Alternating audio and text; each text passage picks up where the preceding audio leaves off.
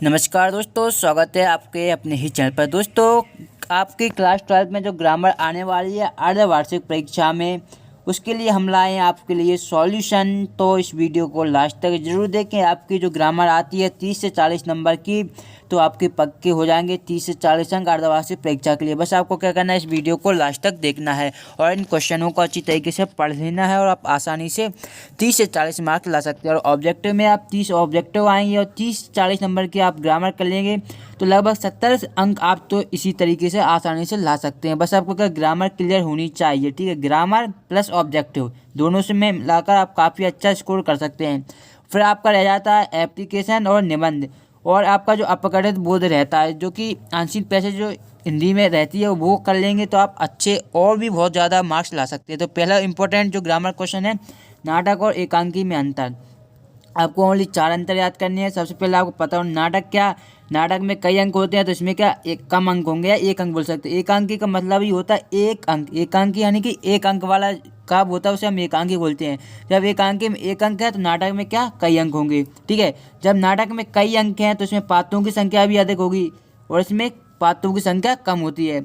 इसमें जब और इसमें तीसरा पॉइंट क्या, नाटक में आधिकारिक कथा वस्तु के साथ साथ अनेक प्रासंगिक कथाएं भी होती हैं। इसमें मूल कथा ही होती है। नाटक 10 काव्य का बृहद रूप है, एकांकी 10 काव्य का लघु रूप है।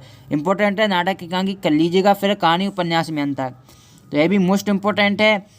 3 जो मैं अंतर बताऊंगा, नाटक एकांकी, कहानी उपन्यास और एक और है। अगर इन तीनों कर लेते हैं तो 100% आपको अर्धवार्षिक परीक्षा में देखने को ही मिलेगा एक। और आप विश्वास नहीं करते तो आप अर्धवार्षिक परीक्षा जब होगी तो आप जब एग्जाम पेपर से बाहर आएंगे तब आप देख लेना, आपको एक जरूर मिलेगा।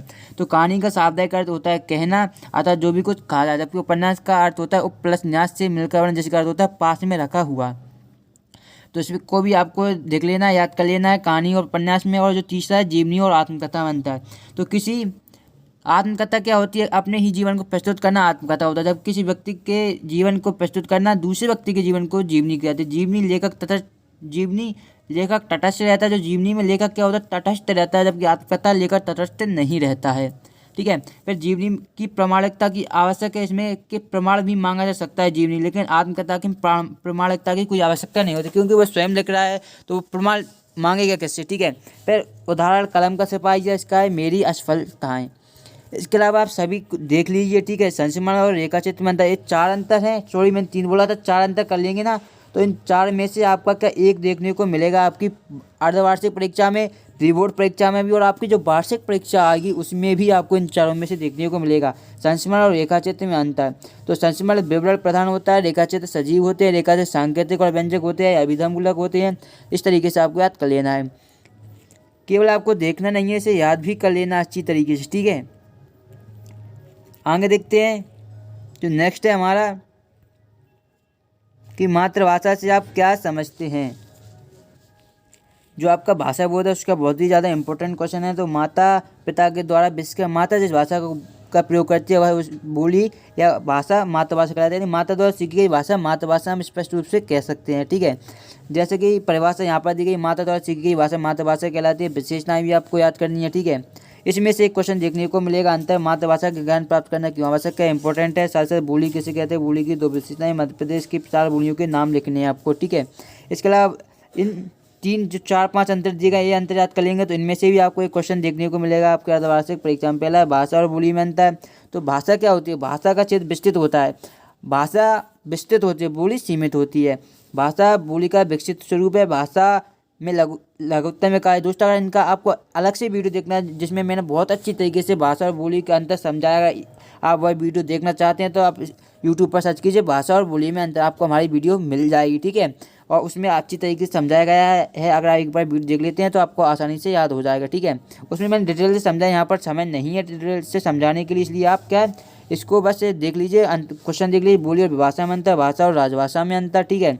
इसके अलावा भाषा और विभाषा में अंतर, राष्ट्रभाषा किसे कहते हैं, ठीक है। और इनको जरूर आपको पढ़कर जाना है। रस और उनके स्थायी भाव, श्रृंगार रस का रति या प्रेम होता है, हास रस का हासी होता है, करुण का शोक होता है, वीर का उत्साह होता है, भयानक का भय होता है, रौद्र का क्रोध होता है, विवश का जुगुप्सा होता है, अद्भुत का विस्मय होता है। अगर आपने इनको याद कर लिया, 8 आपको तो ये मान लीजिए कि आपका 1 अंक पक्का हो गया आपकी वार्षिक परीक्षा के लिए। मैं आप अर्धवार्षिक परीक्षा की बात नहीं कर रहा हूँ, वार्षिक परीक्षा में भी आपका एक पूछा जाता है रसों से, तो आपको याद होना चाहिए। और जो हमारा शांत रस का भी निर्भेद होता है वात्सल्य स्नेह, तो सभी का अगर आपको स्थायी भाव याद है तो आप 1 नंबर पक्का करेंगे। आप क्लास 9th में भी आता है, 10th में, 11th 12th सभी में आता है, इसलिए आपको याद होना बहुत ही आवश्यक है। फिर आपका अलंकार आ जाते हैं, यमक और श्लेष अलंकार में अंतर, ठीक है। इसके अलावा ब्याज स्तुति अलंकार और ब्याज निंदा अलंकार की परिभाषा और उदाहरण देने। यहाँ पर यमुना तुम अविवेकने कौन तुम्हारे ढंग, पापेन कौन निबंध को मान करावत घंग, तो इसे भी अच्छी तरीके से कर लेने हैं। अलंकार और छंद आपको अच्छी तरीके से पढ़ लेने हैं। छंद की परिभाषा होनी चाहिए, छंद के प्रकार भी होने चाहिए। मात्रक छंद और बार्लिक छंद 2 प्रकार के होते हैं। मात्रक छंद मात्रा की गणना, मात्राओं की गणना के आधार पर, बार्लिक यानी वर्णों की गणना के आधार पर, ठीक है। इसके अलावा आप यहाँ पर देख सकते हैं छप्पा छंद की परिभाषा आपको याद होनी चाहिए, ठीक है। इसका एग्जाम्पल भी होना चाहिए और कवित्त छंद का भी होना चाहिए। फिर आपको हिंदी के 4 महाकाव्यों के नाम पता होने चाहिए, साथ साथ खंडकाव्यों के नाम भी पता होने चाहिए। रामचरितमानस जो कि तुलसीदास द्वारा रचित है, कामायनी जयशंकर प्रसाद, साकेत शरण गुप्त और प्रियप्रभा अयोध्या सिंह उपाध्याय हरिओद। महाकाव्य और खंडकाव्य भी 4 कर लीजिएगा। महाकाव्य कैसे कहते हैं, इसके लक्षण है, और महाकाव्य और खंडकाव्य में अंतर बहुत ही ज़्यादा इंपॉर्टेंट हो सकता है, आपका अर्धवार्षिक परीक्षा में पूछ लिया जाए महाकाव्य और खंडकाव्य में अंतर, तो इसे भी अच्छी तरीके से कर लीजिएगा, ठीक है।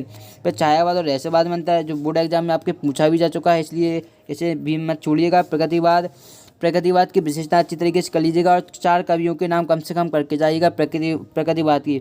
साथ साथ प्रयोगवाद की भी विशेषता कर लीजिए, इसके प्रमुख कवियों के नाम भी याद कर लीजिए। नई कविता भी कर लीजिए। 3-4 ग्रामर बहुत ज़्यादा है, मैंने उतने ही क्वेश्चन चार्टे हैं जिससे आपको ज़्यादा अगर इन क्वेश्चनों को आप तैयारी अच्छी तरीके से कर लेते हैं जो आपको बताया गया इस वीडियो में, तो विश्वास मानिए कि आप जो आपके ग्रामर पोर्शन है उसमें से काफ़ी अच्छे मार्क्स आप स्कोर कर पाएंगे। दोस्तों ऑब्जेक्टिव के अगर आप वीडियो चाहेंगे तो कमेंट बॉक्स में बताइए, अगर आप कमेंट करेंगे तभी वीडियो आएगी, ऑब्जेक्टिव की वरना नहीं आएगी। तो दोस्तों आज की वीडियो